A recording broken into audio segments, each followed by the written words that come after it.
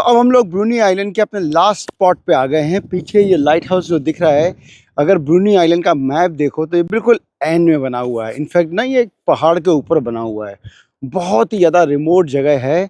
और उससे पहले अगर यहाँ का पूरा लैंडस्केप देखो तो ना बहुत ज़्यादा रग्ड है। क्लिप्स कहीं भी बिल्कुल पत्थरों की क्लिप्स हैं, और किनारे किनारे बीच में भी निकल करके आई हुई हैं, तो जिसके कारण से ना पुराने टाइम पे यहाँ पे काफ़ी सारे जहाज आते थे, और वो जहाज जा कर के ये इनसे क्रैश हो जाते थे। लेट मी शो यू कि इस साइड अगर देखो तो इस साइड पे पूरा दिख रहा है कि कैसे पूरे जितने भी ये पत्थरों के क्लिप्स हैं, जैसे जहाज आएंगे और वो उनसे जा कर के ना फॉग हो जाता था, तो उससे आकर के वो क्रैश हो जाते थे। तो उसको बचाने के लिए ये लाइट हाउस बनाया गया।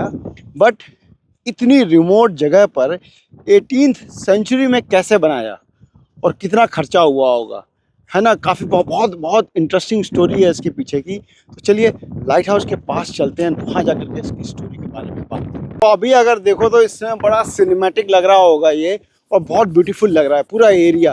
तो इतनी ऊंचाई पर, इतनी रिमोट जगह पर इसको अंग्रेजों ने बिल्कुल फ्री ऑफ कॉस्ट बनाया। कैसे बनाया फ्री ऑफ कॉस्ट? तो उन्होंने क्या किया कि उस टाइम पे जो कैदी होते थे उनको यहाँ पे लेकर के आए। जैसे अपने इंडिया में काला पानी था ना, तो यहाँ पर इससे थोड़ी दूर पर एक पोर्ट ऑथर करके जगह है, जहाँ हम लोग कल जाएंगे। आने वाले एपिसोड में आप लोग वो जगह देखोगे। तो वहाँ पर वो लोग कैदियों को रखते थे, और उन कैदियों को लेकर के आए, और उनसे ये पूरा ये लाइट हाउस उन्होंने बनाया कंप्लीटली फ्री ऑफ कॉस्ट। एक बात मेरे दिमाग में आई थी कि उस टाइम पे इन लोग इसके ऊपर लाइट कैसे जलाते थे, मतलब कैसे कंटिन्यूअस लाइट को इतनी रिमोट जगह पे सस्टेन करते थे। तो अभी मैं पढ़ रहा था वहाँ पर, तो उन्होंने लिखा कि उस टाइम पे ये लोग वेल का ऑयल यूज़ करते थे, और कम से कम 12 दिए लगा रखे थे ऊपर, और उन 12 दियों में हर घंटे में वो ऑयल चेंज होता था।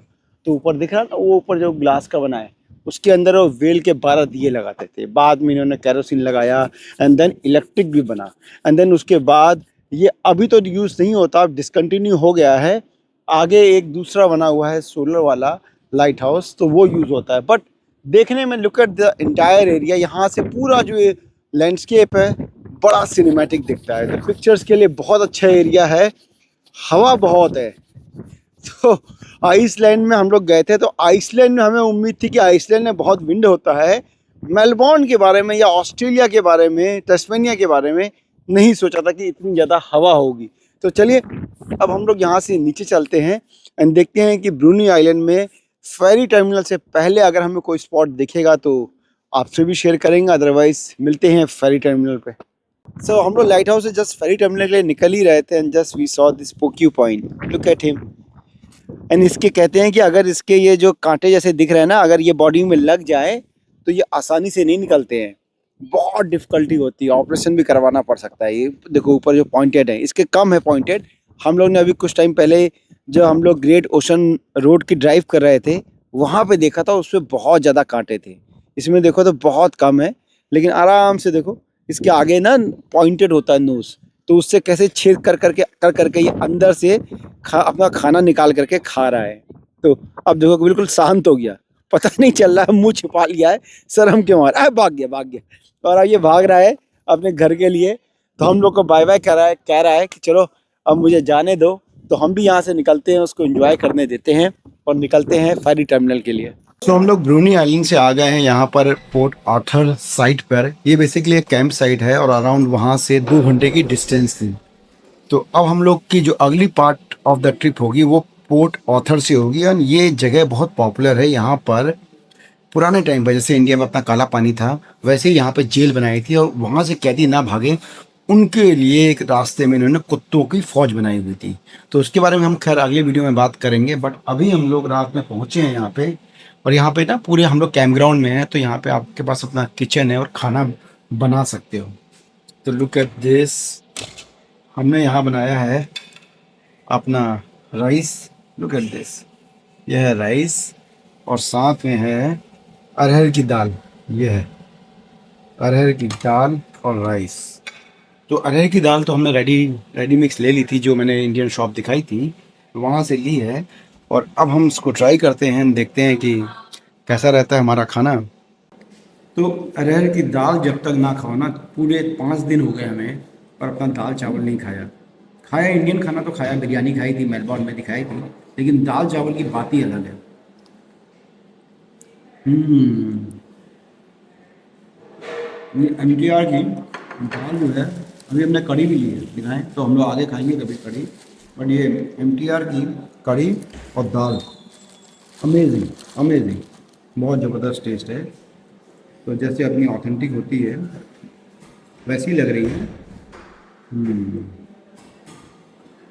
बहुत अच्छी। तो अब मैं खाना ख़त्म करता हूँ, दाल चावल। इस समय आप मेरा बैकग्राउंड देख करके यू कैन अंडरस्टैंड कि मैं किसी कैंप ग्राउंड में हूँ। तो ये लोकेशन है पोर्ट ऑथर, जो कि होबार्ट सिटी, जो कि कैपिटल है टेस्मेनिया की, वहाँ से करीब 2 घंटे की ड्राइव पे है। एंड ये है पीछे हमारा जो रूम था, यहाँ पे हम लोग रुके हुए थे। एंड देन अगर मैं इसके इस साइड पे दिखाऊं तो ये पूरा कैंप ग्राउंड है। तो अगर इधर देखो तो ये आरवी है। हम आइसलैंड गए थे, हमने आइसलैंड में ऐसे ही हम भी आरवी में थे। एंड आरवी कंफर्टेबल होती है, बट हम लोग को यहाँ आकर के लग रहा है कि अगर आरवी लेते तो ज़्यादा अच्छा रहता।